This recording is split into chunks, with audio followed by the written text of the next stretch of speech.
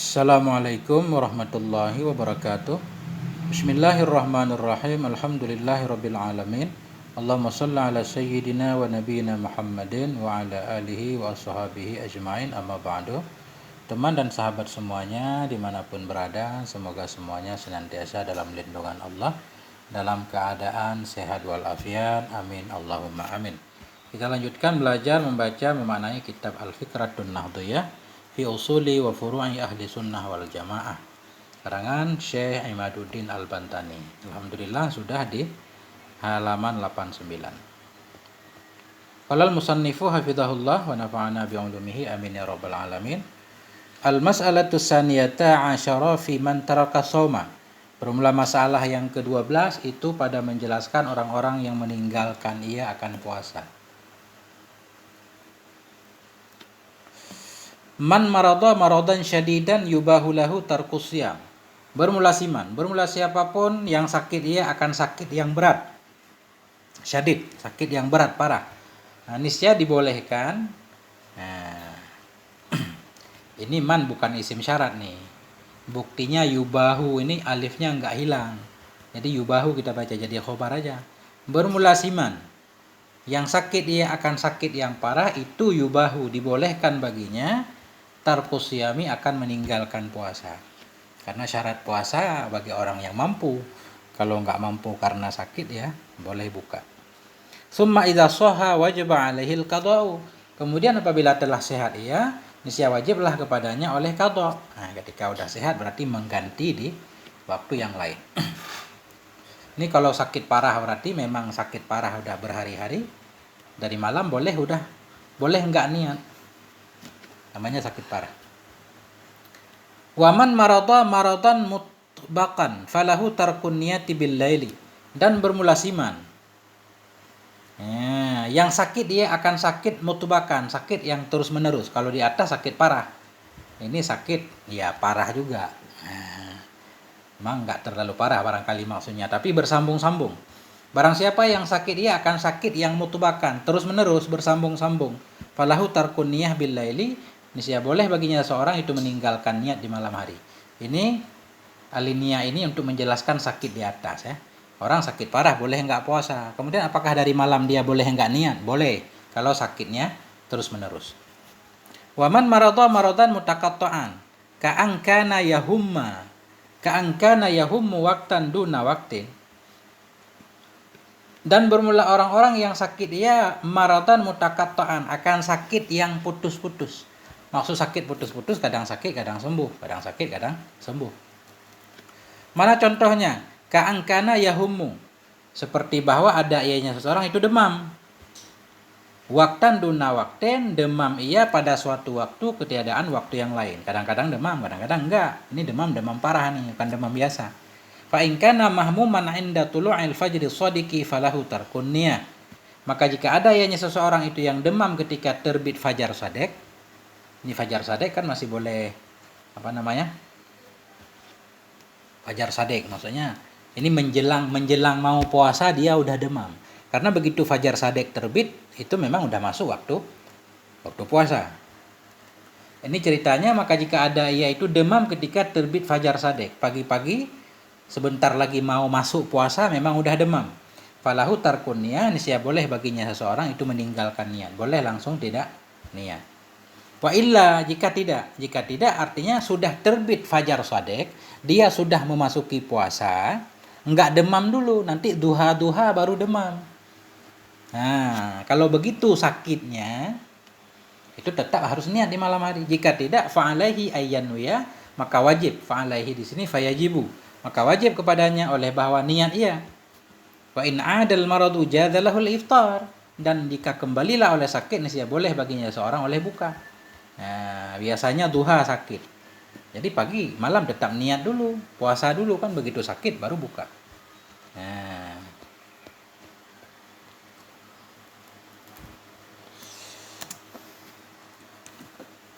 Wa man safara safaran mubahan qabla subhi falahu tarkus siyami.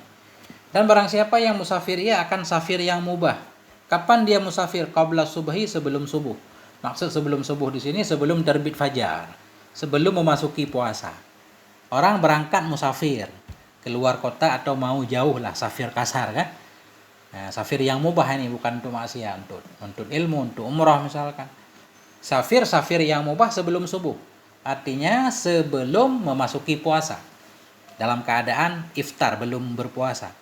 Falahu tarku siyam nisya, maka boleh baginya seseorang itu meninggalkan puasa. Boleh nggak puasa di hari itu nanti? Ya. Wasomu afdalu illam yatadarrar, dan berbulan puasa itu lebih utama jika tidak mudarat ia. Artinya mau musafir kan? Boleh memang dari malam nggak niat, memang rencana mau musafir nanti nggak puasa, nggak apa-apa. Memang kalau musafirnya aman pakai pesawat segala macam, lebih baik puasa.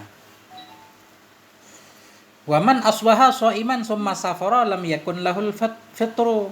Barang siapa yang masuk waktu subuh ya itu yang puasa, kemudian musafir ya, niscaya tidak boleh baginya oleh berbuka. Ini beda lagi. Kita udah masuk waktu subuh, udah terbit fajar dalam keadaan berpuasa. Jadi jam-jam 7 baru berangkat jadi musafir. Nah, jadi ketika kita musafir itu kita udah dalam keadaan puasa, itu nggak boleh buka untuk hari itu. Untuk hari itu nggak boleh buka. Waman shoma fis safari summa aradal fitra jaza. Barang siapa yang berpuasa ia di dalam safirnya, nah, kemudian berkeinginan ia akan berbuka, jaza, niscaya boleh ia. Boleh ia berbuka. Nah, karena memang musafir diberikan rukhsah untuk tidak puasa. Kayak musafir tadi, hari pertama jam 7 berangkat merantau. Itu hari pertama nggak boleh buka. Begitu sampai di rantau nanti 3 hari dalam di rantau, kalau dia pengen buka nggak puasa boleh. Wa kadza man shoma fil maradi. Demikian pula orang yang puasa ia dalam sakit. Dia sakit tetap puasa, boleh buka. Ya. Wa man shoma bila niyatin fil laili wajib alaihi al-qada. Barang siapa yang puasa ia dengan tidak ada niat di malam hari, ini sia wajib kepadanya oleh qada. Dalam mazhab Syafi'i, puasa wajib mesti niat di malam hari. Kita malam lupa niat. Kemudian siangnya puasa. Puasa itu harus diqada. Bukan harus, mesti diqada. Nah, dan siangnya tetap harus puasa kalau puasa Ramadan ya. Puasa Ramadan malam kita niat nggak niat, siang tetap harus puasa. Nah, tetap ada pahalanya walaupun kita nggak niat, tapi puasa itu harus diganti di hari yang lain. Itu dapat pahala dalam arti memang menghargai waktu puasa, menghormati bulan Ramadan. Wa man taraka shauma lil ighma'i wajib 'alaihi al-qada'u. Barang siapa yang meninggalkan dia akan puasa lil ighma, karena pitam. Pitam banget kayak orang apa ya, linglung ya. Nah, pitam ini orang-orang yang awal menyebabkan jadi pingsan biasanya. Pitam kayak mabuk gitu. Nah, dia meninggalkan puasa karena pitam. Wajib kepadanya oleh qadha. Harus mesti mengqadha. Wal murtaddu yaqdi ma fata fir riddah idza ada ilal Islam. Bermula orang yang murtad itu mengqadha ia akan yang luput ia pada masa murtad apabila kembali ia kepada Islam. Seorang murtad keluar dari Islam, setahun di luar Islam, melewati 1 Ramadan, begitu masuk Islam lagi, puasa sebulan yang dia tinggalkan dalam masa murtad harus diganti. Wa man taraka shauma lis-sukri wajib 'alaihi al-qada. Barang siapa yang meninggalkan ia akan puasa karena mabuk, niscaya wajib kepadanya oleh qada. Ini beliau ngambil poin-poin saja nih kelihatannya.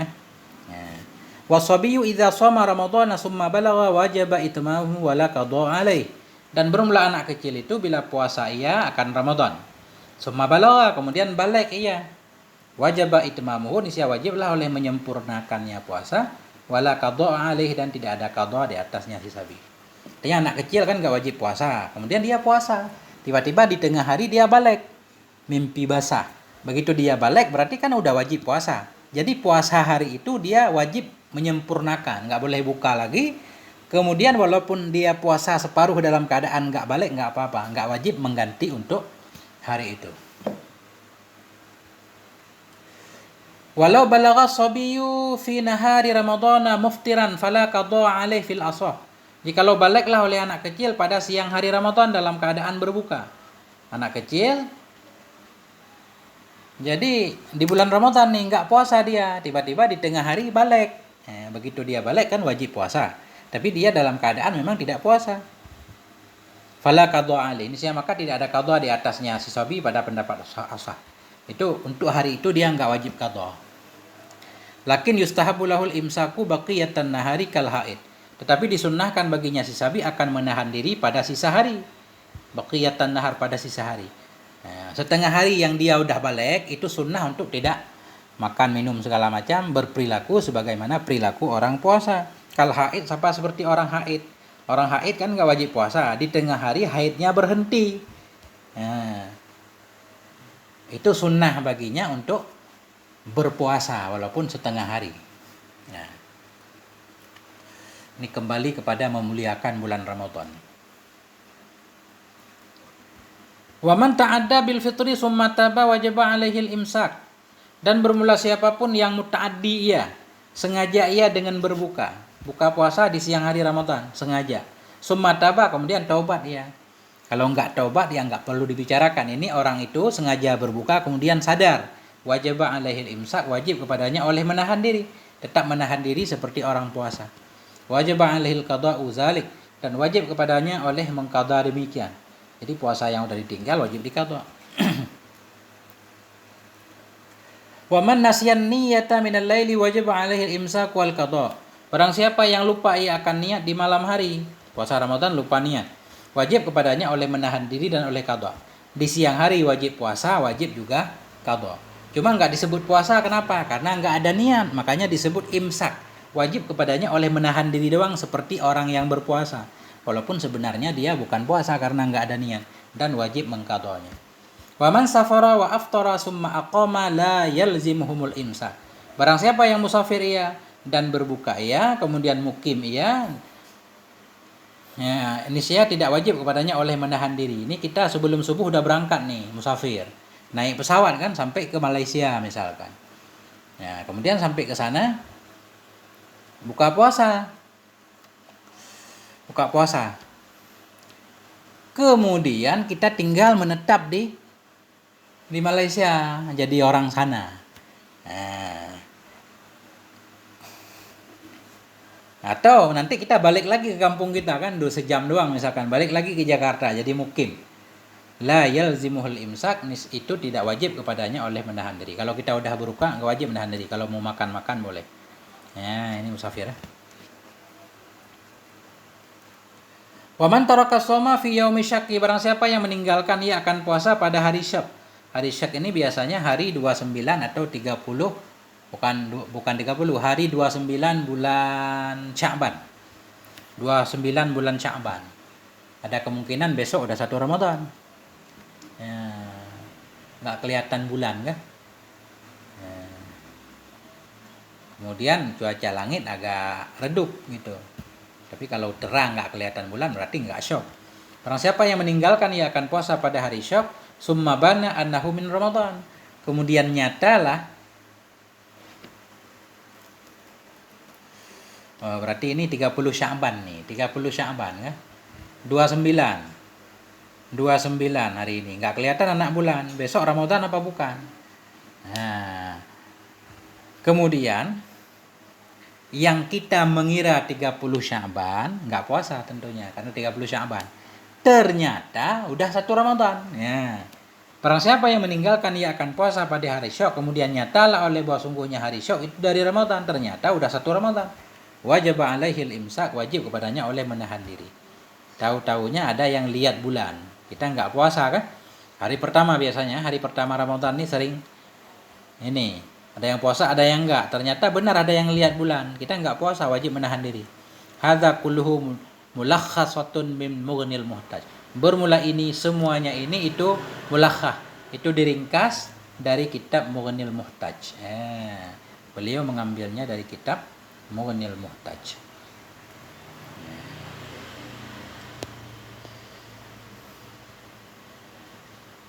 Kita lanjutkan langsung ya. Panjang-panjang bacanya. Al-mas'alatu salisata asyara shaumul mutamatti ayyamat tasyrik. Bermula masalah yang ke-13 itu puasa si mutamatti. Mutamatti ini orang yang melakukan haji tamattu. Ya, bermula masalah yang ke-13 itu puasanya orang yang melakukan haji tamattu ayyamat tasyrik, pada hari-hari tasyrik. Jadi orang yang melakukan haji tamattu itu mesti bayar ini apa namanya? Apa istilahnya? Bayar denda ya, apa namanya? Denda puasa 10 hari. 3 hari di Arab, dan sisanya di kampung. Puasa 10 hari kalau nggak salah ya. Nah, wa sab'atun idza raja'tum, ayatnya kan. 3 hari puasa di tanah haram, sisanya 7 hari lagi puasa di kampung. Orang yang melakukan haji tamattu nggak mampu menyembelih dam, dia mesti puasa 10 hari. Begitu. Boleh nggak dia puasa hari tasyrik? Ini masalahnya. La yajuzu shamu fi yaumail aidaini wa ayyamit tasyrik wa yaumash syakki. Tidak bolehlah oleh puasa pada 2 hari raya dan pada hari-hari tasyrik dan pada hari syok.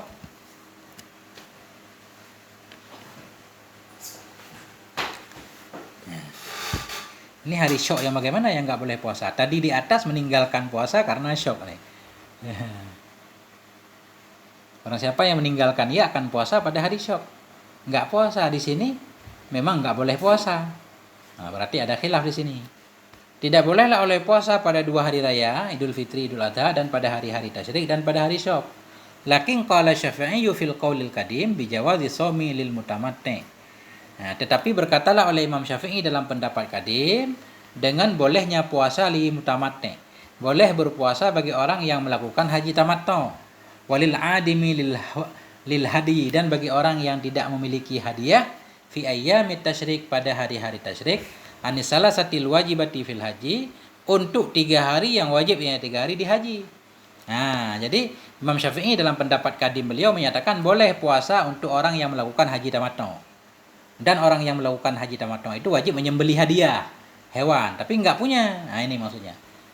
Boleh melakukan puasa bagi orang yang melakukan haji tamattu dan tidak memiliki hadiah. Dia puasa pada hari tasyrik 3 hari. Untuk 3 hari yang wajib puasa di haji seperti tadi. Orang yang melakukan haji tamattu mesti menyembelih hewan hadiah. Nah, kalau nggak mampu puasa 10 hari, 3 hari di Mekah, 7 hari ketika sampai kampung. 3 hari di Mekah ini boleh puasa pada hari tasyrik menurut kaul kadim Imam Syafi'i. Wa hadza 'inda Syafi'iyyati mimma yufta bihi 'alal qadim. Bermula ini di isi Imam Syafi'i itu sebahagian dari sebahagian dari pendapat-pendapat yang difatwakan orang dengannya pendapat 'alal qadim, di atas pendapat kadim. Dalam masalah ini pendapat kadim lebih kuat. Qala an-Nawawi fi ar-Raudhah, berkatalah oleh Imam Nawawi dalam kitab Raudhah, wa amma ayyamut tasyrik fala tuqbalu 'alal jadid. Adapun bermula hari-hari tasyrik di Indonesia maka tidak diterima akan dianya hari tasyrik, di atas pendapat jadid. Maksudnya puasa pada hari tasyrik menurut pendapat jadid enggak boleh. Nah, berarti pendapat kadim boleh. Wa qala fil qadim, dan berkata ianya Imam Syafi'i di kadim, yajuzu lil mutamatti wa lil 'adimi lil hadi shaumuha anis salasatil wajibati fil haji. Boleh bagi orang yang melakukan haji tamattu dan bagi orang yang tidak memiliki bagi hadiah, oleh puasanya hari-hari tasyrik anis salasatil wajibah, untuk 3 hari yang wajib di haji. Ya. Nah, begitulah.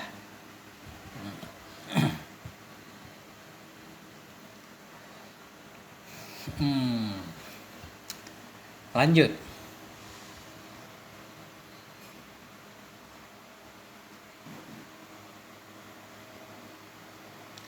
Al-mas'alatur rabi'ata asyara fi fidyati shaum. Bermula masalah yang ke-14 itu pada fidyah puasa. Fidyah. Yajudu li syekhil haramil ladzi la yatiqu shauma tarka shaum. Boleh bagi seorang kakek yang udah tua renta haram. Boleh bagi seorang syekh yang udah tua banget, syekh alladzi la yatiqu, yang tidak mampu ia akan puasa, oleh tarku shaumi, meninggalkan puasa. Orang udah tua renta kan, tak kuat puasa, ya nggak usah puasa. Wa yajibu alaihi an kulli yawmin muddu ta'amin, dan wajib kepadanya si syekh, si kakek tadi, an kulli yawmin, untuk setiap hari yang dia tinggalkan, oleh apa wajib? Muddu ta'amin, oleh 1 mud makanan. Jadi syekh ini udah tua, nggak wajib puasa, nggak wajib qadha, cuma membayar fidyah. Apa itu fidyah? 1 mud makanan. Berapa 1 mud? Wahwa, dan bermula dianya 1 mud itu 509 gram, 509 jeram, 509 gram, setengah kilo lebih dikit. 1 liter kurang, 1 liter 800 gram. Ini berarti setengah kilo, 1 liter kurang. Yajuzu lil hamili wal murdi'i tarku shaumi. Dan boleh bagi orang yang hamil dan bagi orang yang menyusui. Ini perempuan yang hamil berarti ya, walaupun nggak pakai ta. Yajuzu lil hamili wal murdi. Boleh bagi perempuan yang hamil dan bagi perempuan yang menyusui tarku shaumi, oleh meninggalkan puasa, enggak puasa. Wa yajibu alaihimal qada'u fi ayyamin akhara, dan wajib kepada keduanya orang hamil, perempuan hamil dan ibu menyusui, oleh mengqadha pada hari yang lain. Cuma wajib qadha nih. Hamil terus misalkan, ya dikumpulin dulu, hamil terus, enggak sempat diqadha kan? Tiap tahun hamil. Ya udah. Nah, enggak qadha berarti. Kemudian meninggal bagaimana? Nah, ini kemungkinan nanti kita lihat apakah perlu membayar fidyah. Wa ammal, nah ibu-ibu yang pengen ya gratis puasa ya hamil terus berarti.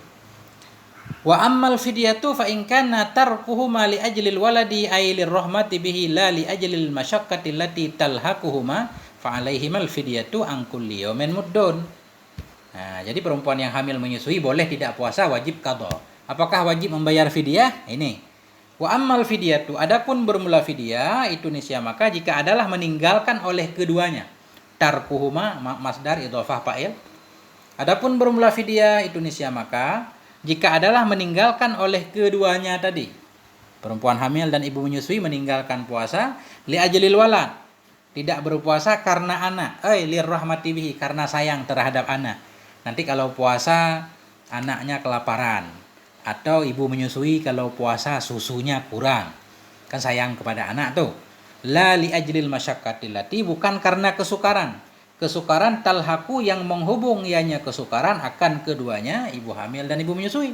Fa alaihima, maka wajib kepada keduanya, maka sabit di atas keduanya itu fidyah angkul liyomen, untuk setiap hari 1 mud. Ibu hamil, ibu menyusui enggak puasa. Kenapa enggak puasa? Kasihan kepada anaknya. Itu wajib qadha, juga wajib membayar fidyah untuk 1 hari 1 mud, 509 gram beras. Wa in kana lil masyaqqati fala fidyata alaihima. Dan jika ada ianya meninggalkan puasa lil masyaqqah, karena kesukaran, maka tidak ada fidyah di atas keduanya. Ibu hamil, ibu menyusui enggak puasa, kenapa? Berat, enggak kuat puasa. Nah, bukan karena anak, karena dirinya. Ketika itu enggak wajib fidyah. Ya, wajib qadha doang. Wa yajuzu ikhrajuha halan fi kulli yawmin, dan bolehlah oleh mengeluarkannya fidyah halan, langsung ketika itu juga, fi kulli yawmin, pada setiap hari. Dan bolehlah oleh mengeluarkannya fidyah tunai fi kulli yawmin, dalam setiap hari langsung bayar fidyah dulu, qadha belakangan, enggak apa-apa. Au ba'da ramadhana, atau boleh juga oleh mengeluarkan fidyah ba'da Ramadan, sesudah bulan Ramadan sekalian 30 mud. Wa yajuzu sarfuha an adadil ayyami li miskinin wahidin, dan bolehlah oleh membagi-baginya fidyah an adadil ayyam, untuk beberapa hari, li miskinin wahidin, untuk seorang miskin. Ini seorang ibu hamil tadi enggak puasa sebulan kan? Kemudian kan wajib fidyah itu 30 mud. 30 mud diberikan kepada seorang fakir, boleh. Enggak harus satu fakir satu mud, enggak. Nah, tapi langsung 30 mud untuk seorang yang fakir, boleh. Bi khilafi amdadil kafarati, dengan sebalik mud kafarah. Kalau mud kafarah beda. Maksud mud kafarah, orang yang bersumpah kalau melanggar sumpah kan harus memberi makan 10 orang miskin. Memang di sana syaratnya 10. Jadi 1 miskin 1 mud, 1 miskin 1 mud. Nah, kalau masalah kafarah itu harus 10 orang. Fala yajuzu sarfuha li miskinin wahid, maka tidak bolehlah oleh membagi-baginya mud kafarah li miskinin wahid, untuk seorang miskin. Qala Nawawi fi Rawdah, berkatalah oleh Imam Nawawi dalam kitab Rawdah, wa kullu muddin minha ka kafarati tamatin, bermula setiap mud darinya fidyah puasa. Itu ka kafaratin tamah, seperti 1 kafarah yang sempurna. Setiap mud darinya, mud fidyah puasa itu seperti 1 kafarah yang sempurna. Nah, fayajudu sarfu adadin minha ila miskinin wahid, maka bolehlah oleh memberikan sejumlah darinya mud tadi kepada miskin yang satu. Artinya begini, menurut Imam Nawawi dalam kitab Rawdah, setiap mud dari fidyah puasa sama seperti 1 kafarah yang sempurna. Kalau 1 kafarah sempurna, 1 mud kan untuk 1 orang. Ini seluruh mud fidyah dianggap seperti satu kafarah. Nah, berarti banyak mud boleh untuk satu orang sebagaimana satu kafarah, satu mud kafarah untuk satu orang. Karena kafarah 10 mud, 10 orang.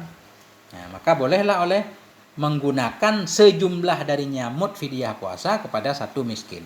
Bi khilafi amdadil kafarah, dengan sebalik mud kafarah. Fa innahu yajibu sarfu kulli muddin minha ila miskinin. Nah, maka sesungguhnya mud kafarah itu wajiblah oleh membagikan setiap mud darinya mud kafarah kepada si miskin. Setiap mud untuk satu miskin. Nah, tapi kalau mud fidyah boleh banyak mud untuk satu miskin. Ini sampai di sini barangkali ya. Ini udah 3 judulnya. 25 menit. Walhamdulillahirabbil alamin. Sampai di sini moga ada manfaatnya. Mohon maaf atas segala kekurangan. Walhamdulillah. Wassalamualaikum warahmatullahi wabarakatuh.